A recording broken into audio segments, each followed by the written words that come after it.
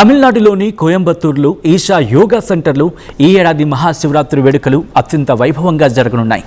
Isha foundation Mahashivratri వేడుకలు మన ఆర్టీవీలో ప్రత్యక్ష ప్రసారమవుతాయి.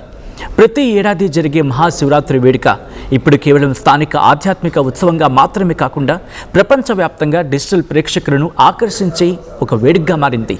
రాత్రంతా పాటలు, ధ్యానాలు, సంగీతం, నృత్యాలు, సాంస్కృతిక కార్యక్రమాలు ప్రత్యేకంగా జరుగుతాయి. ఈ కార్యక్రమంలో సద్గురు జగ్గి వాసుదేవ్ సహా పలువురు అనేక కార్యక్రమాలు నిర్వహిస్తూ ఉంటారు.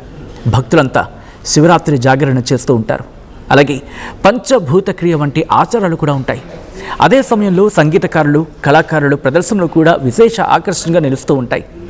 గత మహాశివరాత్రి వేడుకను దేశవ్యాప్తంగా సుమారు 14 కోట్ల మంది లైవ్ స్ట్రీమింగ్ ద్వారా చూశారంటే దీని స్పెషాలిటీ ఏంటో మనకి ఇట్టే అర్థమవుతోంది. మహాశివరాత్రి సందర్భంగా 33వ వార్షిక వేడుకలు సాయంత్రం ఘనంగా ప్రారంభం కానున్నాయి. ఈ వేడుకలకు భారత రక్షణ శాఖ మంత్రి రాజ్నాథ్ సింగ్ ముఖ్య అతిథిగా హాజరు కానున్నారు. సద్గురు జగ్గి వాసుదేవ్